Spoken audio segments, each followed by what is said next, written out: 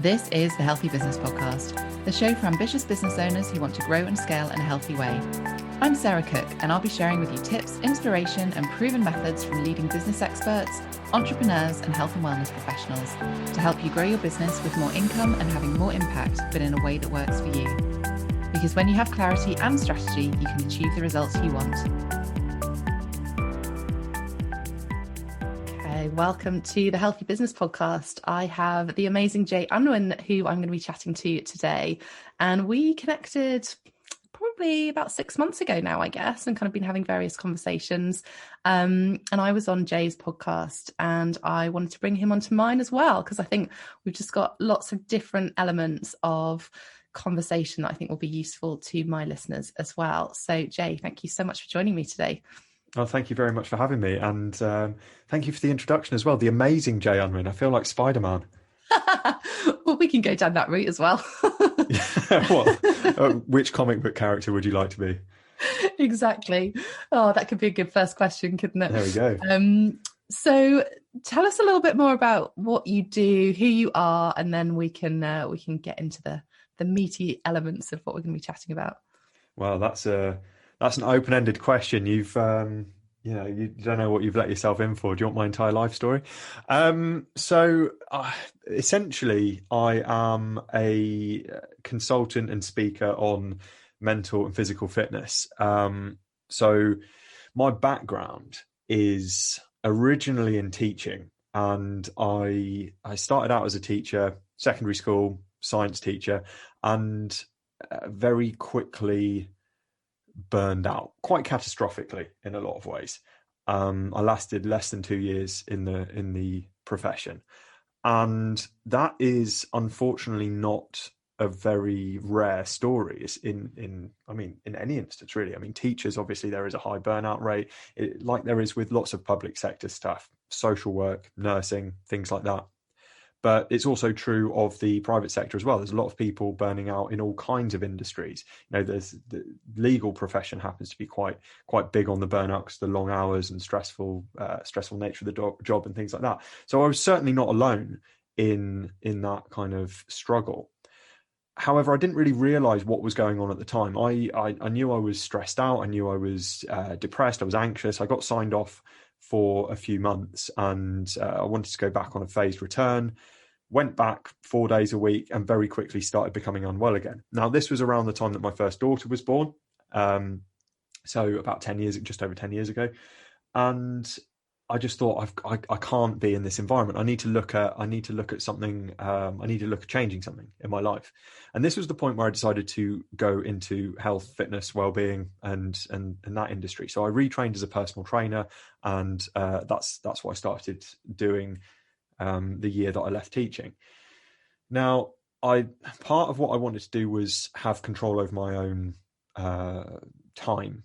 And so I didn't go and work for a gym. I went and set up my own business straight away. But obviously that comes with its own stresses, doesn't it? And you don't necessarily realize this because entrepreneurship is sold to you as this kind of absolute golden ticket of freedom. And you realize that actually not only do you have to be a personal trainer, but you have to be a bookkeeper and an accountant, and you have to be a manager as well as the person doing the work. And you have to work on the vision of the business, and you're like the CEO and stuff as well.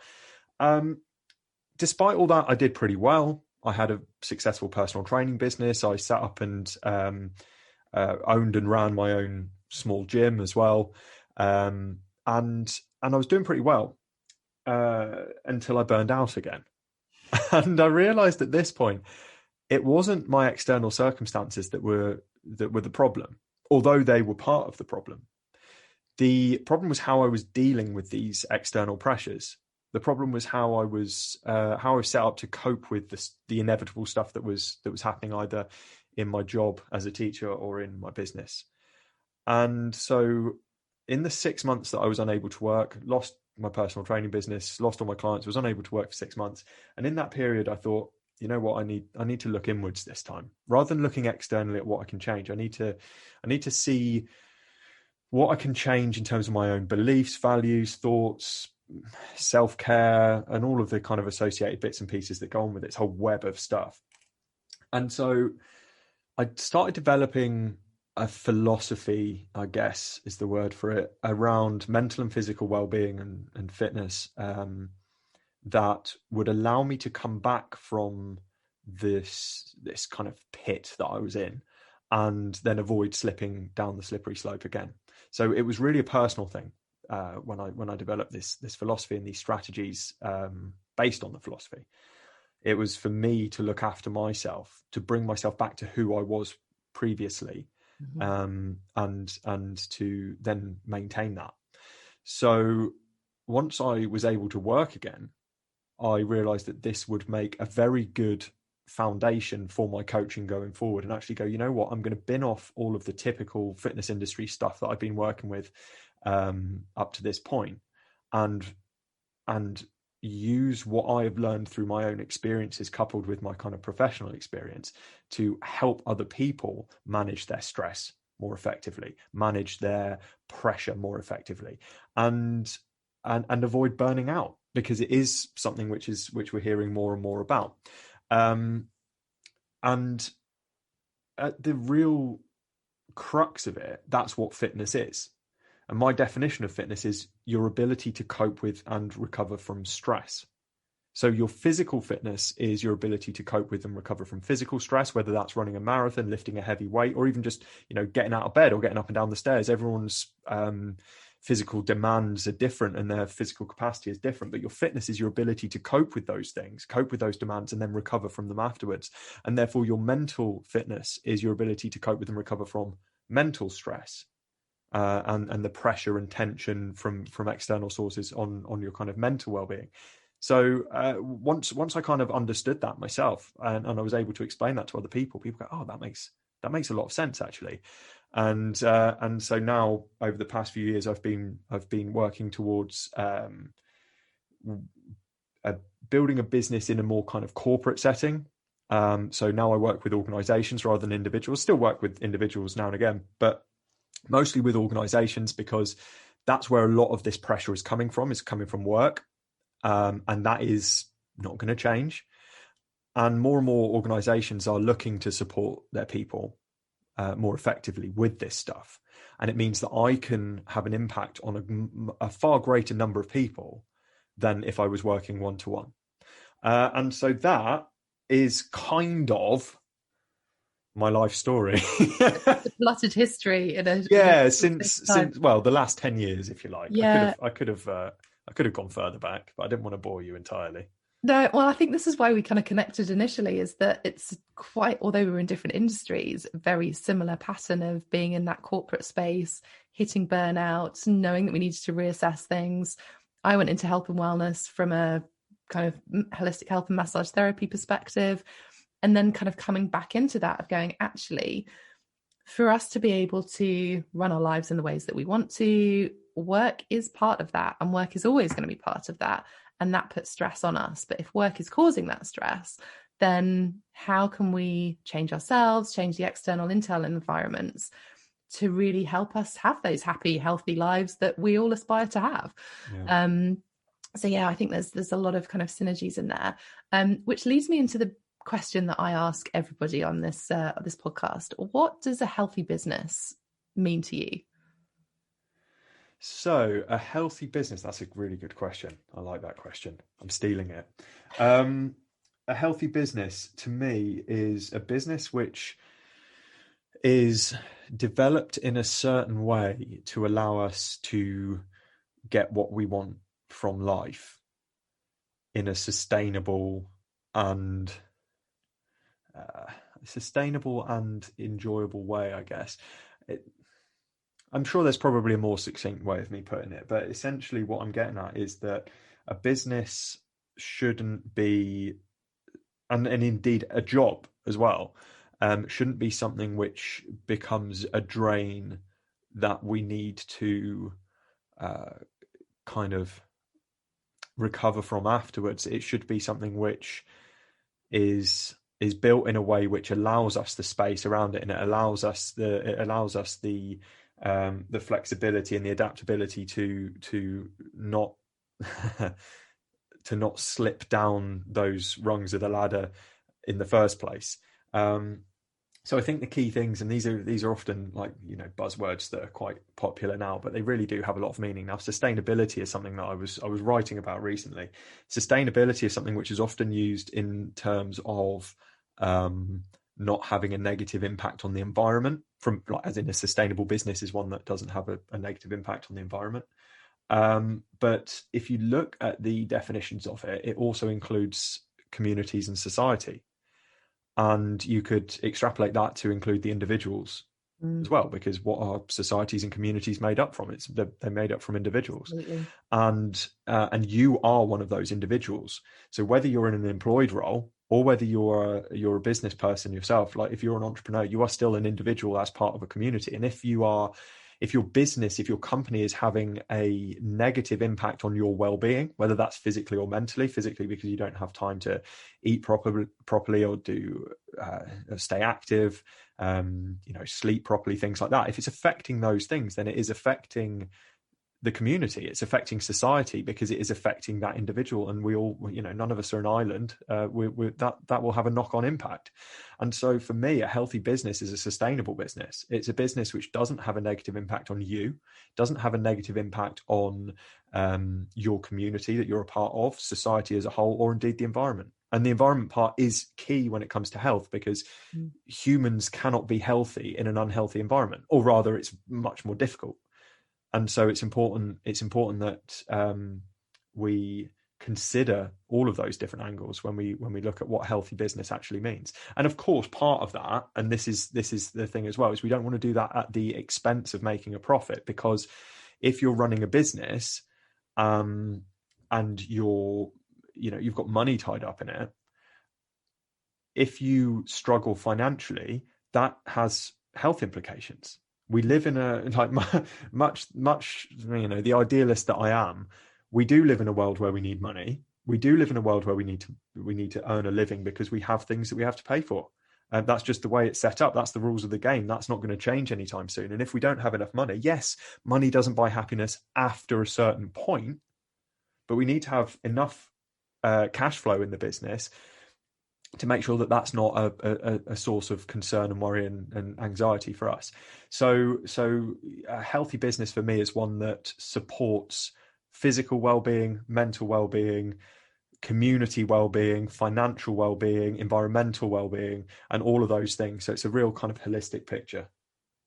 I love that. It's almost like you read my definition. I didn't either. Brilliant.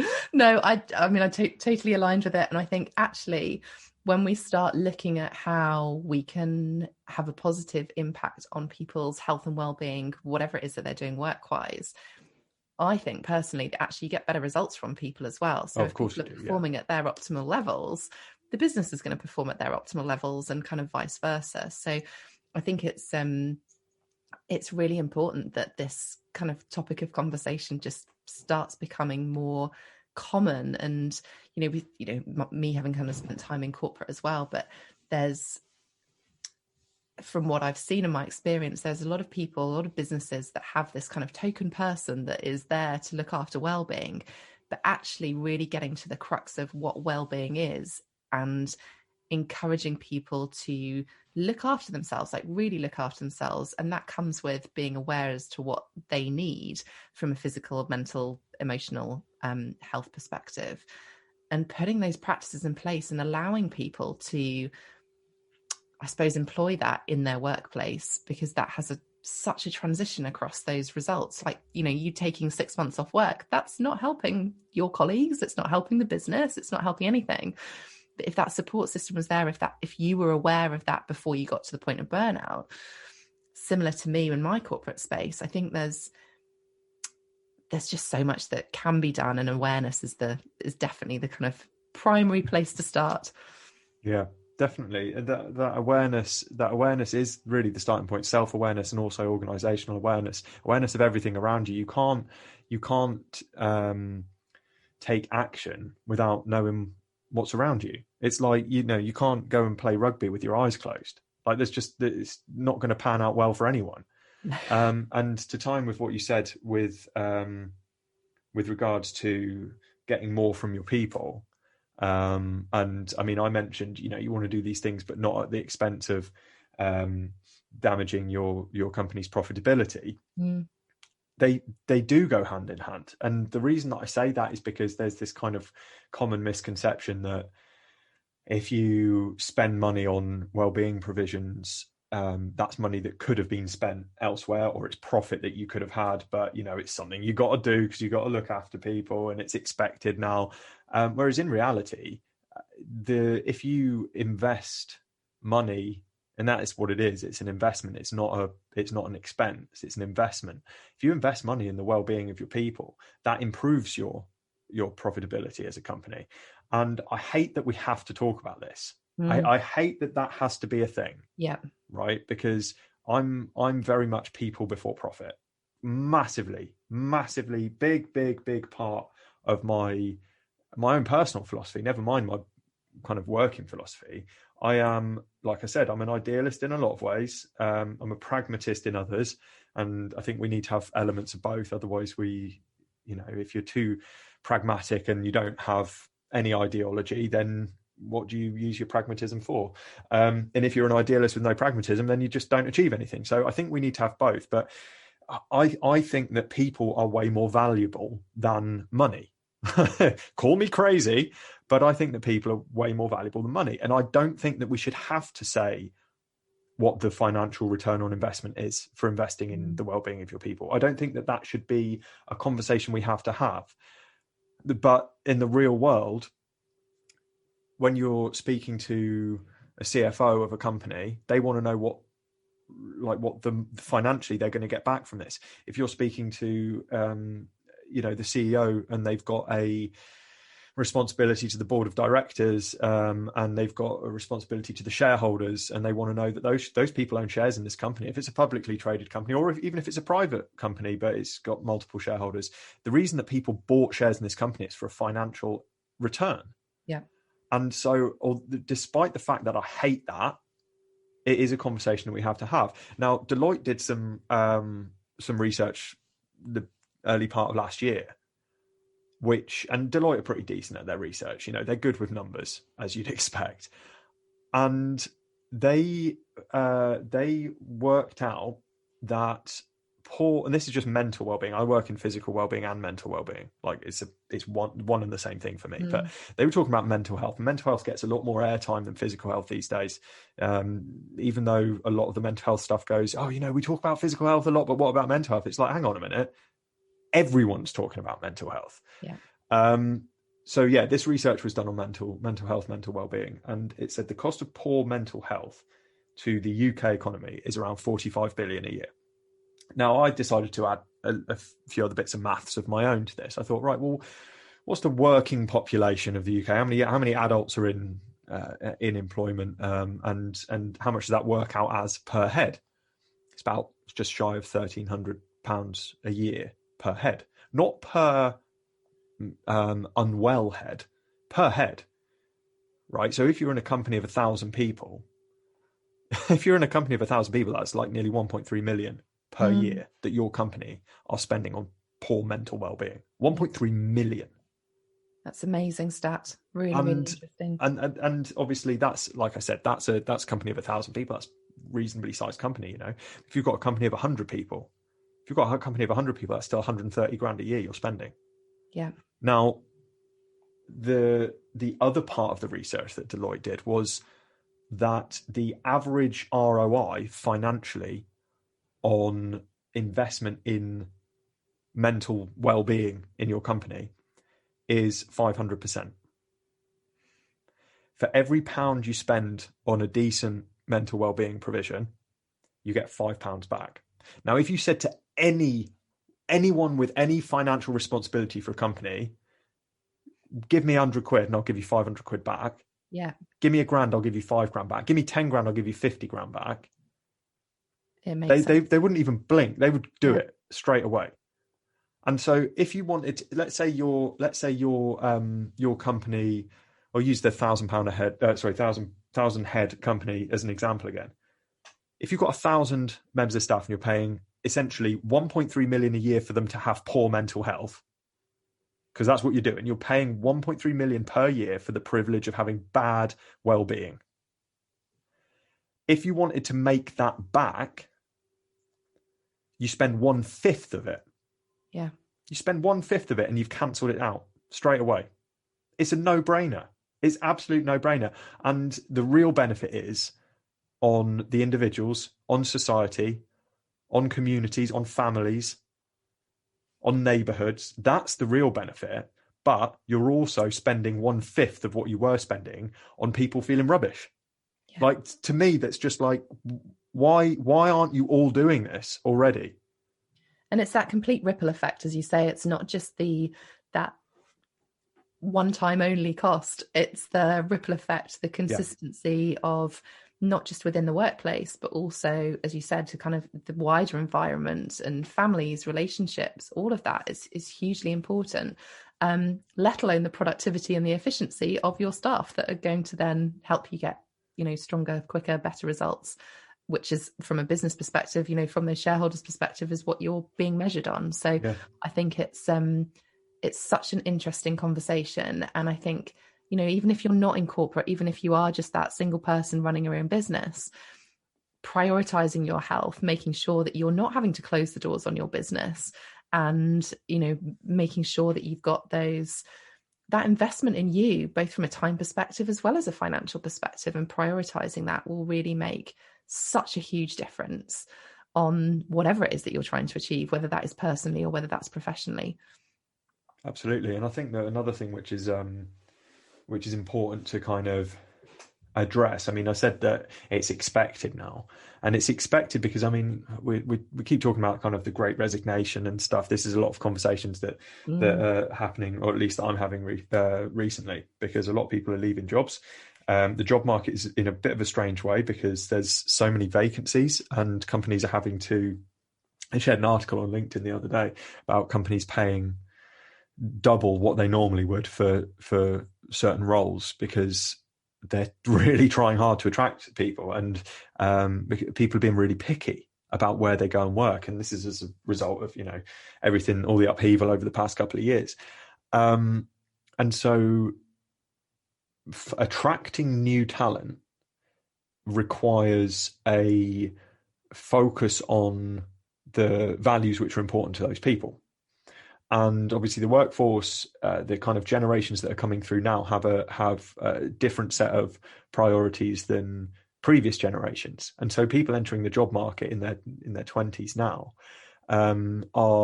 they hold kind of well-being much higher on that priorities list than past generations.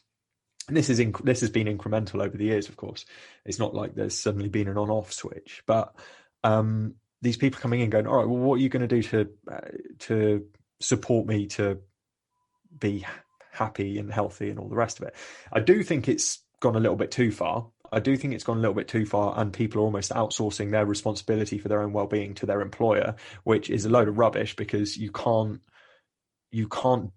no matter how many provisions you put in place, they're there to support someone's own behaviors and decisions and choices. You can't do the stuff for them. It's not something that you can pay someone to be healthy for you, pay someone to be well for you. That just doesn't work that way. And so I think that maybe the pendulum has swung a little bit too far. But even so, companies are having to go, right, if I throw more money at people, that's always going to be attractive. And yes, a lot of, as we already said, a lot of kind of worry and anxiety can come from not having enough money. But some of these were like salaries going from 75k a year, and for the same job they're putting it up to about 150k a year. And it's like, that difference, they weren't going to have money worries on 75k a year. Yeah. So another 75k a year is not going to make them any happier. The data that they've done studies on this, the data shows that after about household income of about, I think it was in the States, it was about $85,000 a year. So, what's that over here? About 70 grand a year household income. After that, it kind of levels off happiness. Below that, it's like the less you have, the more stressed and worried and anxious you are, because you don't have a buffer in case something goes wrong. But above that point, it kind of levels off, and someone making 150 grand a year isn't necessarily going to be any happier than someone making 75 grand a year. So I think these companies maybe have missed a trick here, because if they'd taken that 75 grand per particular job and invested that into a company-wide program, because there's probably still people in that company getting paid minimum wage, it's going to have a much better overall impact on the business and on finding talent, but also on retaining talent, because there's going to be a lot of people within the ranks of that company who are looking elsewhere now, because there's so many vacancies available. And you want to keep hold of them, because you don't know where those little diamonds are in the organization. They might be on minimum wage at the moment, but they might be working their way up. And if you're not looking after them, if you're just giving someone an extra 75 grand a year because you want that one particular role filled, I think that's very, very short-sighted. But the other thing, other than attracting and retaining good quality talent, is that people are very picky about where they spend their money now. There is a big focus on people wanting to spend money on ethical companies, green companies, companies which look after their staff. There's still a great deal of price comes into it, of course, and convenience comes into it, and it's why people still buy stuff off Amazon even if they don't really want to, because they're kind of like, oh, I don't really like Amazon as a company because they haven't got a particularly great track record for looking after their staff, especially warehouse staff and things like that. I mean, that's the polite way of putting it. They've got a staff churn of something ludicrous. Like the average staff churn, I think, in the UK is about 15% a year, which is higher than it should be anyway.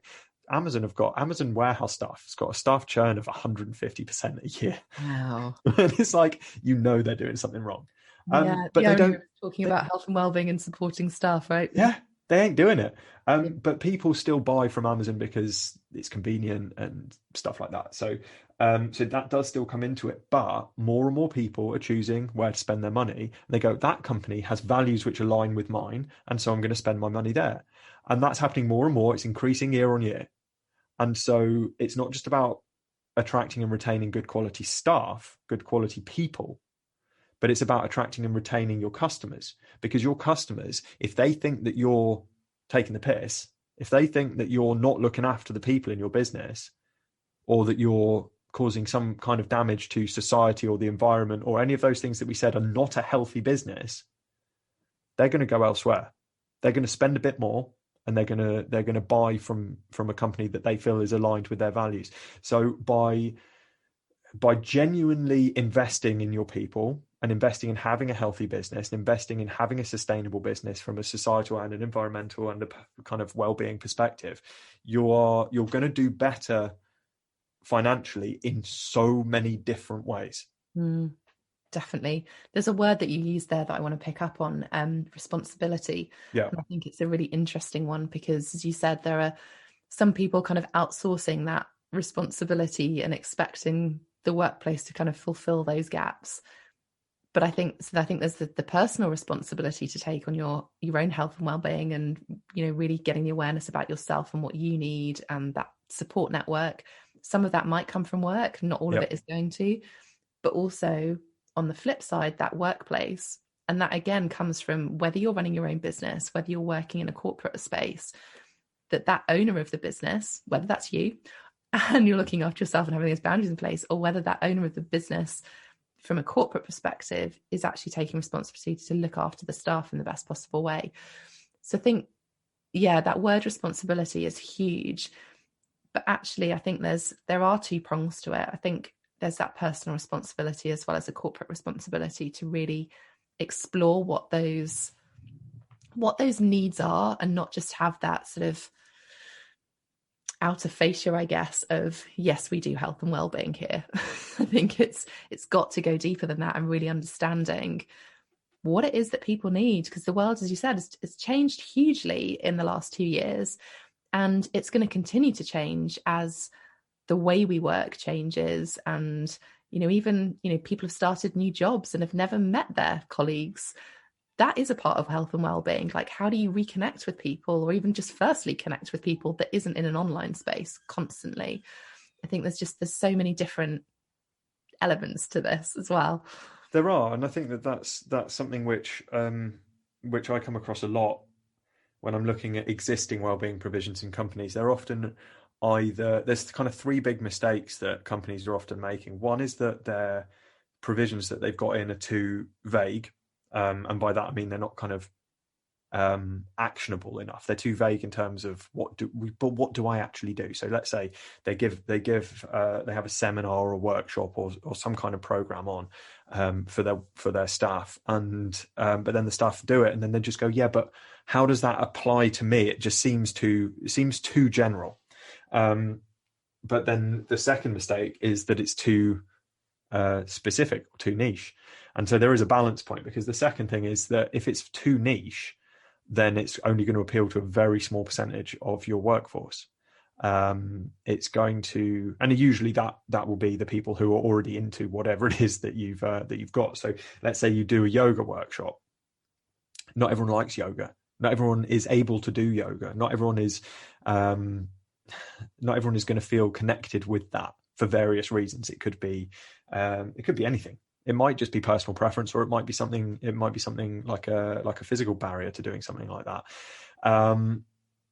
And so the niche thing can be really tricky, because you can get something in which is a great, it looks great on the surface, but doesn't actually achieve what you need it to achieve, and it becomes a tick box exercise. And the third mistake is that it's something. I just use the word cringy. It's too cringy. And people, the example I always use here, and I always have to apologize because I've got friends who do this, is laughter yoga. Right. Now I've got friends who are laughter yoga instructors. Is it an instructor? It sounds too serious, doesn't it, to use the word instructor for something like that? But let's go with instructor for want of a better word. And it's great, fantastic. However, if you bring that in as a corporate well-being thing, it's very, very different to running a class like that in the community, where people come along if they want to come along. People pay for your sessions and they come along because that's what they like. Now, if you do that in a corporate setting, it's a lot of things. It's an icebreaker. It's a bit of fun. But what it isn't is a good well-being intervention, because I can tell you for a fact that virtually nobody is going to continue with that after the initial kind of workshop or the initial session. Nobody, pretty much nobody, bar a tiny fraction, possibly fraction of a percent, will actually ever do that again. And you run the risk of not only that, but alienating and upsetting and irritating entire swathes of your workforce by putting something on which they just do not want to do. Now, the combination of these three things, something which isn't specific enough, it's not actionable enough, something which is too specific in terms of what the actual content is, and it only appeals to a small group of people, and something that's too cringy. This is the stuff which businesses are doing, because they're buying into novelty. They're buying into novelty because they want to, like you said, have this fascia of, this is what we do. We care about your well-being. They want to be able to say it. It's like, I saw a phrase the other day, like greenwashing, and it's like, oh, we're a sustainable company, and it's like, we plant a tree for every, that kind of thing.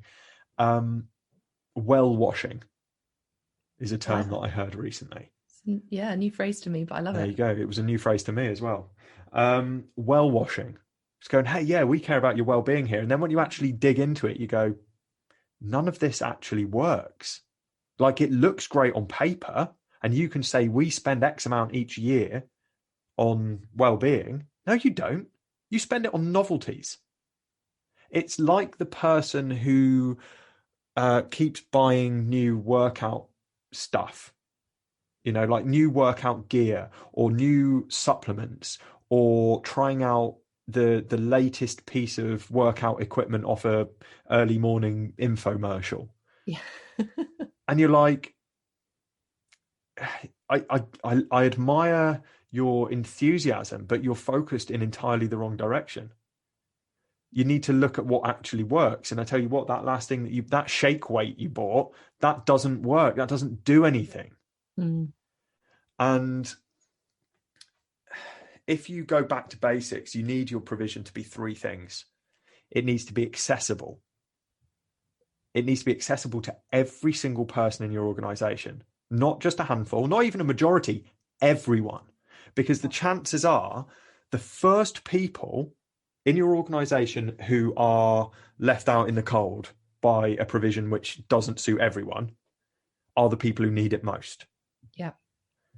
If your provision appeals to only a small percentage, 5%, let's say, it'll be the 5% that already are into health, fitness, and well-being. Yeah.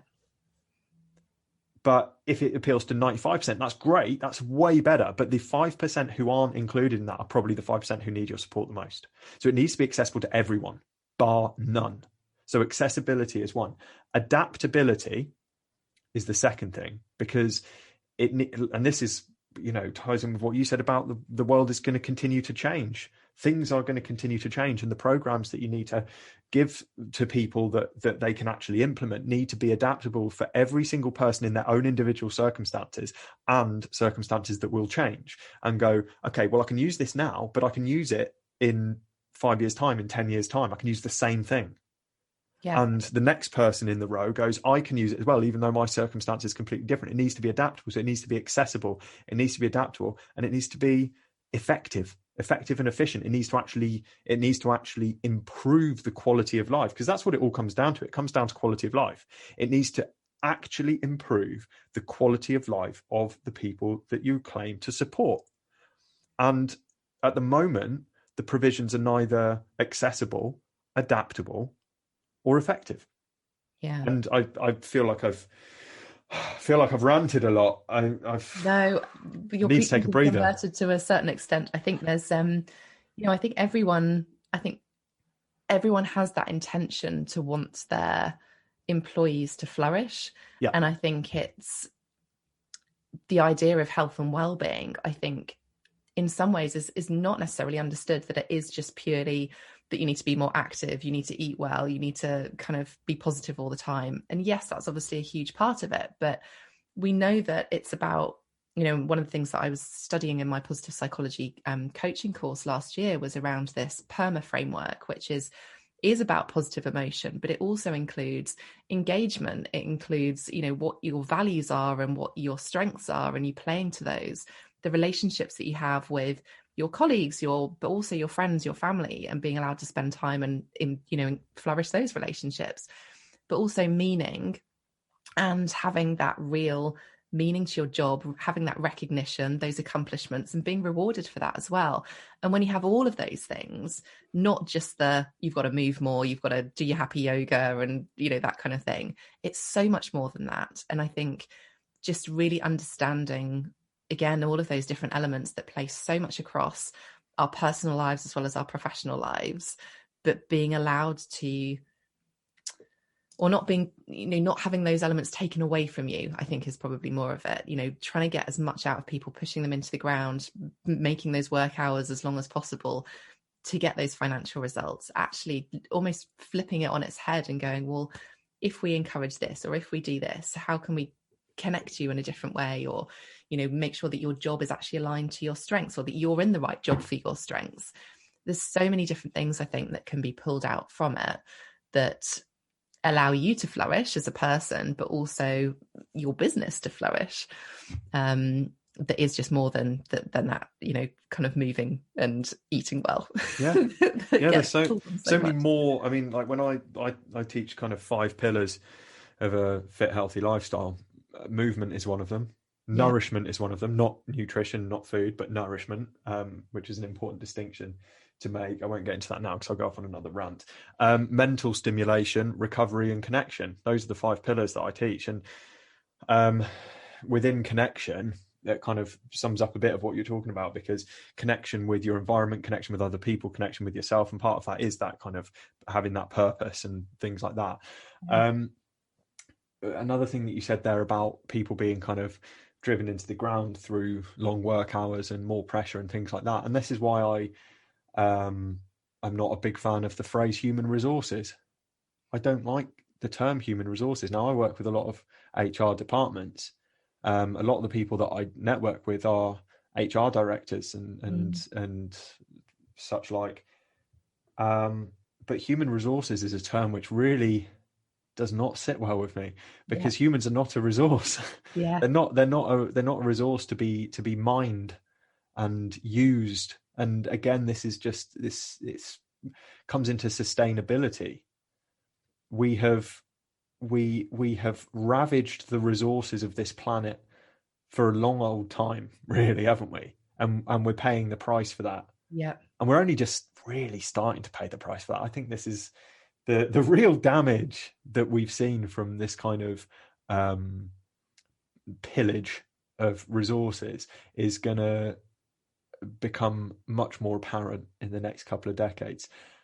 Why are we doing that to people as well? Why are we considering people to be a resource, to be mined, to be used, to be exploited? And I think exploitation is a very, very strong word, but a lot of the time that's what's happening. Exploitation is using someone for something for your own gain, without them getting a kind of fair return on that effort that they're putting in. Yeah. And so if you're paying minimum wage, which isn't enough to live on, let's be perfectly frank, minimum wage is a pittance, and it's just gone up to £9.50 an hour. Gone up to £9.50 an hour. £9.50 an hour is not an appropriate wage to be paying someone. And I saw a meme which always pops up now and again, which said something like, it was just one of those text memes, and it said, the first one was just like management saying, "We want to support your well-being. What can we do to help?" And then the employee says, "Pay me a living wage." And then management says, "No, not that. Have a yoga workshop or something."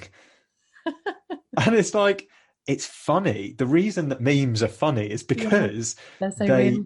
Yeah, it's like cliches, isn't it? It's like, it's a cliche because it's true. It's like, don't expect a workshop of some kind to fix all the problems if you're paying your staff a pittance. But that's exploitation. That is exploitation, and it's mining a resource that you have, that you know deep down that someone is winning here and someone is losing. That is not a fair trade. And this is why I don't like human resources, because human resources is just a term which to me encapsulates exactly what's happening, and that is that people are being ground down by workload without getting what they should in return for that.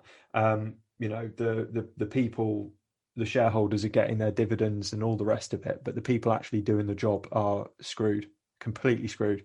And I think that people who are in business, either in business ownership or in management or senior directors, C-suite, stuff like that, have got the power to actually go, you know what?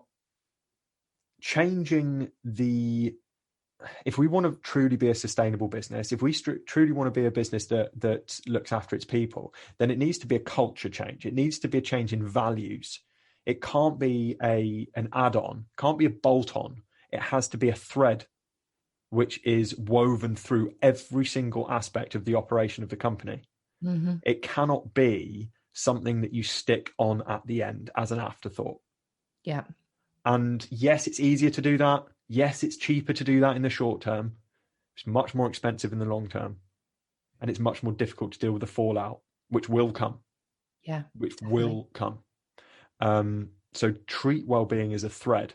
Take that thread and take your thread of well-being and your needle of positivity and weave that thread through every single aspect of your business, from the top down, all the way. Every single step, every single department, every single action that your company takes is taken with that value in mind. It goes back to that word responsibility again, doesn't it? Of just it's each individual's responsibility, just as much as it is the business ownership, the director level, to push that down. It's for people to have that, or be able to have those conversations to push it upwards as well. Absolutely. And that comes back to that culture thing, because if you create a culture of, I mean, you were talking about purpose and being connected to your role and those kind of things, which have a huge impact on your well-being. If you've got a culture of personal responsibility that goes alongside the kind of corporate responsibility, if you've got a culture where people are encouraged to take responsibility for themselves rather than kind of passing the buck, then what can happen, one of the things which kind of goes along with that is this sense of ownership, this sense of this isn't just somewhere I come to work and pick up a paycheck. This is somewhere which I'm involved in and I'm valued and I have a say.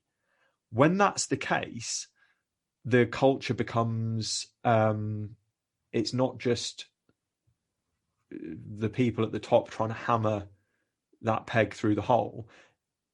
There's buy-in from every single level in the company, and that can come through various things. Companies who have like employee-owned companies are a great example, because if you've got a company that's owned by its employees, then there is a direct ownership. They know that this is their company. I live quite near a place called Riverford Farm, which is a famous kind of organic farm. Used to be a tiny little place and is now kind of, they do deliveries all over the country. They've got farms, like partner farms all over the world. And it's 10 minutes up the road from me, and they're employee owned. All shares of the company are owned by people who work in the company. Amazing. Now that is one of the best examples of valuing your employees. But it is a big jump for most companies. So I'm not saying they necessarily have to do that, but keep that in mind, that some companies do that and go, what could I do that's a small step in that direction to make my employees go, this is my place? Because then they're not going to leave as quickly. You're going to keep hold of people. They're going to work harder. They're going to work smarter. They're going to look after themselves. They're going to look after the people around them because they feel responsible for the environment that they're working in. And as a result of all of this, when you say to them, look, these are the values, this is what we want to achieve. What can we do, all of us together? What can we do as senior management and leadership, but what can we do as the entire company to support each other, to do our best at looking after ourselves and all of that kind of stuff. And people say, oh, well, maybe we could do this. Oh, maybe we could do this, rather than just sat there with their arms folded going, I literally couldn't care less. Yeah. This is just a paycheck to me. Yeah. And of course, like, people are going to do jobs just for the paycheck. I certainly have. I wouldn't be averse to doing it again. Needs must, right? Some people, it is literally, they don't get excited about their work. They just literally need the money to pay their rent. But there's no need for that, for the number of that's fine, by the way. Like, I have absolutely no judgment against that. That is completely fine and understandable. But there's no point in making that number higher than it needs to be by alienating the people who work for you. Definitely. No, I think you're so right in there. I think it's getting that buy-in at different levels, which actually kind of brings me into, if people are listening to this and going, okay, it all sounds well and good, but that is so far away from where we are right now. Where do people start? What are your kind of tips on that? So I'm thinking of the best way to make this really clear and succinct, but I'll probably just waffle again. Let's be honest. It all starts with being a role model. Like that, this is where it all starts. This is what leadership is. If you are the leader of a company, and that company right now is you and you alone,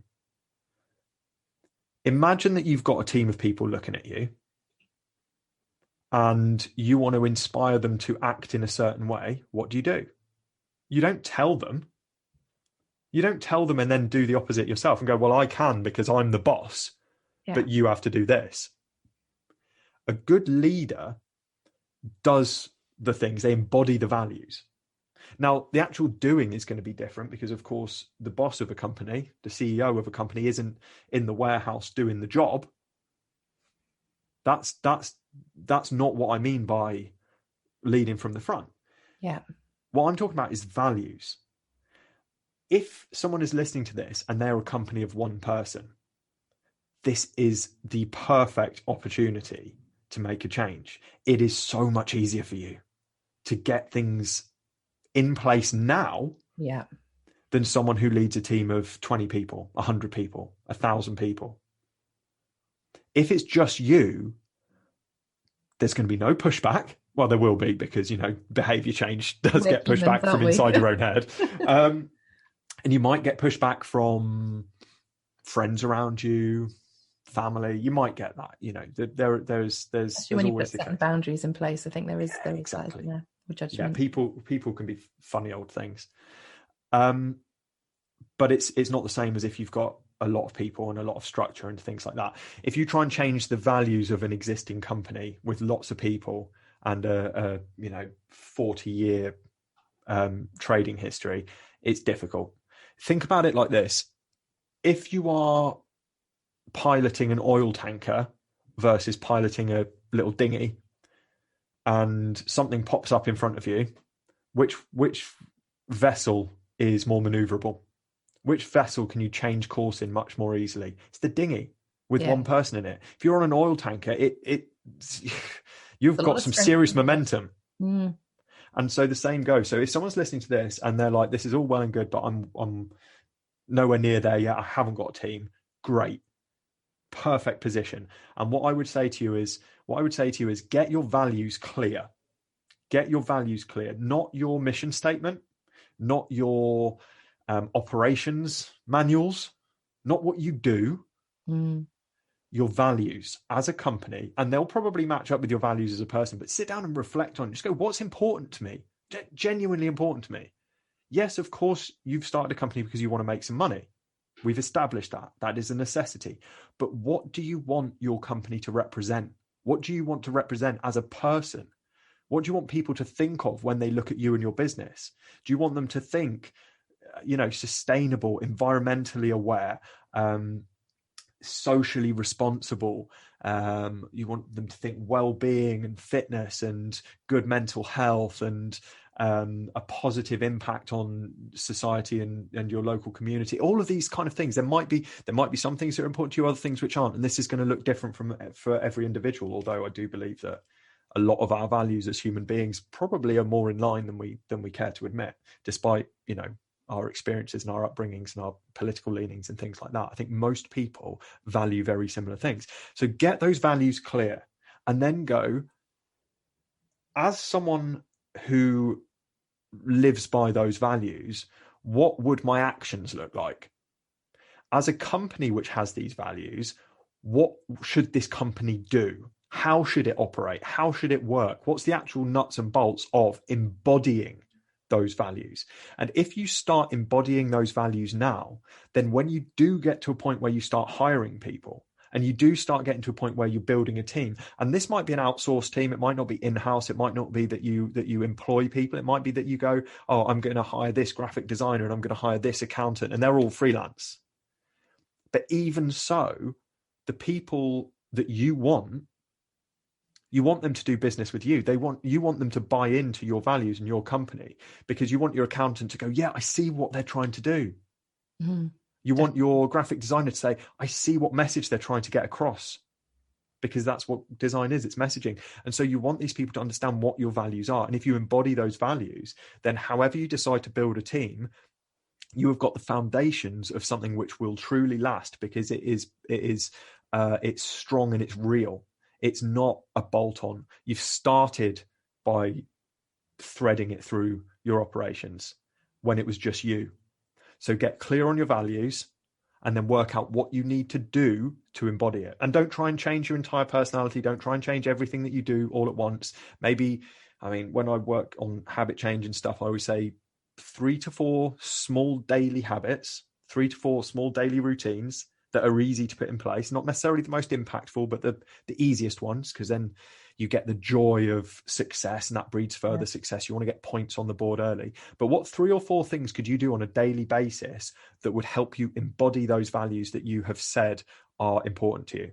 And focus on those 3 or 4 daily habits for a month, and then reassess and go, right, which of those have become automatic? Which of them need a bit more work? If 2 of them need a bit more work and 2 of them are kind of automatic now, replace 2 of them, replace the 2 that have become easy with 2 new things, but only ever do like 3 or 4 at a time for a month at a time. And what you'll find is that this time next year, after 12 months of doing that, you will be in a completely different position, and you will feel completely different about the path you're on. And if you've started building a team, or indeed if you've already got a small team, you will find that they have either come in line with those values, or the people that aren't in line with them have left, and you've got people who are. Yeah, it's brilliant. And it's actually something I went through kind of last year, where it was just me. And then I kind of started bringing more people into my team, not as employed, still as freelancer, but they're still part of my team. And I needed them to have similar values to me. So when I was going through that interview process, actually a lot of what I was checking was that personal alignment more than anything. Is it's so important. You want to enjoy the people that you're working with. And as a business owner, you get to choose that, which is even more exciting. So you can make those changes a lot quicker. But one of the things that you mentioned there was this idea of almost kind of habit stacking, really, of just actually, it's not about, wiping the slate completely clean overnight and going, right, this is my new way of doing things. And that's really hard if you're running, a big business.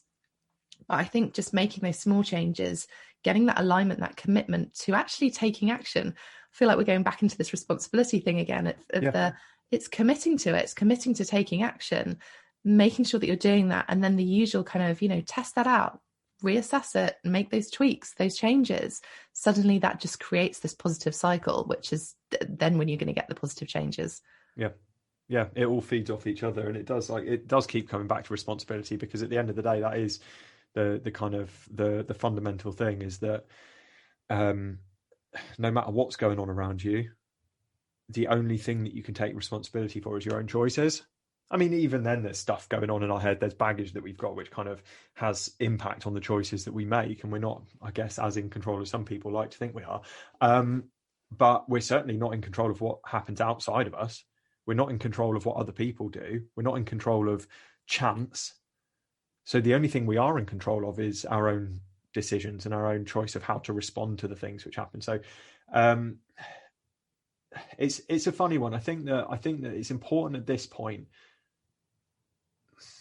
We live in a world that's very hyper individualist, and so personal responsibility, despite the fact that I think this is vital and it's incredibly powerful, I think that if you take it too far, and this is why I'm not a big fan of polarity and extremes and stuff like that, that it's not a binary thing, because this kind of idea of personal responsibility has bred almost this I'm all right, Jack attitude of, well, I'm looking after myself, you look after yourself, it's nothing to do with me. And we've lost this sense of community and connection. And so I think that we need to be responsible for our own actions, yes, as best we can. There are instances where it's not always possible, extreme examples, addiction, things like that. You are not responsible for your actions when you're addicted to something. It's an illness, and I think we would do well to remember that people aren't 100% in control of their actions, and that's just an extreme example. There are other things that we do which are compulsive, even if we don't have an addiction. So be responsible for our own actions as much as possible, but also work to support the people around us. Not take responsibility for them, but support them. Yeah. And that's the kind of the role when you're in a leadership position.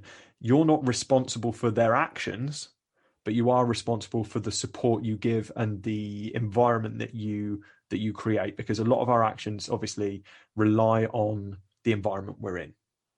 The food choices we make depend on where we live. things like that. There are, if I lived in a inner city tower block, my food choices would be a lot more limited than, like I said, I live in rural Devon. I live 10 minutes down the road from Riverford Organic Farm and stuff like that. There is no comparison. And so we've got to understand that there are a lot of other things going on. So personal responsibility, yes, but temper that with the understanding of our fellow human beings' circumstances and how that impacts. So we need to have a balance of individualism and collectivism, not one or the other. Not other people are responsible for me, not I am not responsible for anyone else, but a little bit of both. Let's find the middle ground. Let's move away from the extremes and go, what can I do to help myself, and what can I do to help other people? I mean, I think that's the simplest way of putting it. I was going to ask you to sum it up then, but I think you just have. I know. I know. A great place to kind of wrap it up in some ways, because I think it's kind of has brought together all of the conversation that we've kind of been having around that. You know, yes, the importance of taking responsibility for your own actions, your own choices is so key. But I think also remembering that your choices don't have to be and shouldn't be the same as somebody else's, because we are living in different environments. We have different needs, we have different wants, we have different goals, all of those things. And all of that is absolutely okay. Yep. But I think also then recognizing what support you need and building your own support system, just as much as acknowledging how you could potentially support other people. Yep. And I think, that coupled together kind of brings together not just a healthy person, happy person, but it builds that environment that we were talking to, and then that layers up into that healthy business that we kind of started talking about right at the beginning. So I feel like we could carry on so many different tangents, but I am conscious of time, and I feel like we probably need to have a completely separate podcast and talk about things that have come up today. But thank you so much for joining me. It's been amazing to delve into some of those things. Where can people find you if they want to connect with you? The best place to come and connect with me is probably LinkedIn. That's where I'm kind of most active. I do obviously working in kind of most of my clients are corporate clients, so LinkedIn is the place I like to hang out. So if you can either search for Jay Unwin, or you can, if you were linkedin.com/in/Jay Unwin, then it's then that's how you find me on there. I suppose you could pop the link in the show notes as well, but I'm pretty easy to find. And then Instagram, I also hang out on Instagram. My handle on there is The Real Jay Unwin, not because anyone's trying to impersonate me, but I'm kind of preempting it. I'm just like, well, if I have The Real Jay Unwin and someone else sets up Jay Unwin in the future when I'm super famous, then I've already got The Real Jay Unwin. So you can find me. You can find me on there. That leadership role. Yeah, exactly. Not that I can't think of anything worse than being famous, to be honest. So yeah, and Twitter, I'm on there, same handle, The Real Jay Unwin on Twitter. Not on Facebook because it sucks. But yeah, you can find me at those places. And what I'd love for people to do is to come and connect, or give me a follow, comment on some of my stuff with thoughts, ideas, disagreements. I like to put out content quite often. I put out daily content every morning on LinkedIn, and I really love interaction. I really love conversations, because it allows me to learn and to change my views and adapt and things like that. I'm very much kind of, I'm not so attached to my worldview that I'm unwilling to change it, which was me maybe 15 years ago. I was very, very argumentative. Now I'm much more a student of life, let's say. So please come, connect, engage, give me something to think about, disagree with me. I love that stuff. Amazing. And you have your own podcast as well, don't you? I do. The podcast is called Fit to Lead. You can find a link to that on my LinkedIn profile. It's on Spotify, it's on Apple. So if you search for Jay Unwin Fit to Lead, you'll find it on those and pretty much any podcast platform. Or you can go to anchor.fm/The Real Jay Unwin, and you can find it on there as well, which is where it's hosted. But yeah, loads of awesome conversations I've had with people such as yourself, Sarah. and a few little short, snappy ones that are like 5-10 minutes long of me just having a little rant, like I did on this morning's episode. Oh, it's important. I think it's, it's a great space to air different opinions, different conversations. And that's really what it's all about, is to get people to think in different ways. The way we've always done it is never going to get the ways we want to have things. So go find Jay, take a listen. I'd love some feedback on this podcast as well. So feel free to send us a comment, and I will see you on the next episode. Thank you so much, Jay, for joining me, and I will see you all very soon. Thanks, Sarah. Thanks for listening to the Healthy Business Podcast. To get your free checklist with 1-minute hacks to accelerate your business and find out more about our community, head to my website, sarahcookmarketing.com/healthy business.